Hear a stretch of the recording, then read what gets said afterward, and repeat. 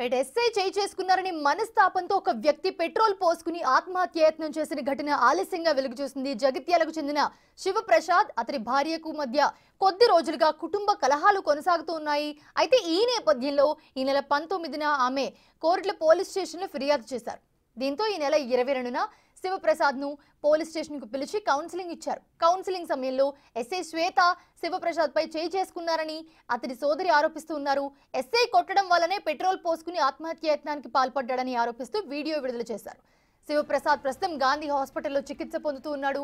పరిస్థితి విషమంగా ఉందని అతని సోదరి చెప్తూ ఉంది. వాళ్ళ హస్బెండ్ వైఫ్ ఏదో గొడవ కారణంగా కేసు అయింది. కేసు అయితే రమ్మని పిలిచిరు పోలీస్ వాళ్ళు. పోలీస్ స్టేషన్ నుంచి ఫోన్ వచ్చింది. నువ్వు ఫోన్ వచ్చిన మళ్ళీ అటెండ్ కావాలి, కాకపోతే నువ్వు జీప్లో తీసుకెళ్తాం అట్లా ఇట్లా సరికి మా అన్నయ్య భయపడ్డాడు. భయపడి మా అమ్మని తీసుకొని వెళ్ళినాక మరి వాళ్ళని పిలిపించారు. వాళ్ళ భార్య భర్తలను పిలిపించి కౌన్సిలింగ్ ఇవ్వాలి, ఇంకేదైనా వేయాలి. కానీ అతన్ని కొట్టి చేసుకున్నది. శ్వేత మేడం అనే మేడము కొట్టి వేసింది తన పైన. ఆయన ఇంటికి వచ్చిండు రాత్రి. ఇంటికి వచ్చి నన్ను గిట్ల కొట్టుడు అయిపోయాయి, నన్ను గిట్ల అయిపోయాయని అదే బాధ మనసులో పెట్టుకున్నాడు. ప్రొద్దున లేచిండు. మేము ఎవరు లేము ఇంట్లో.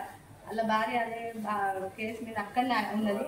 మా అమ్మ వేరే పని మీద బయటకు వెళ్ళింది. బయటకు వచ్చేసరికి అతను పెట్రోల్ పోసుకొని కాలేస్తుంది. మాకు ఎట్లా న్యాయం జరగాలి? ఇప్పుడు మాకున్నది ఒక్కటే.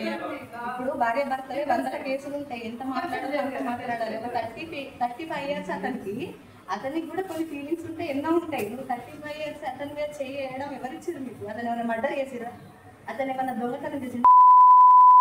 అతను ఫస్ట్ ఏంటో చూడాలి. ఇప్పుడు వాళ్ళ భార్యతో అతను గొడవ పెట్టుకున్నాడు కదా, మీరు చెప్పేంతలో చెప్పాలా? అంతకు మించి మీకెవరికి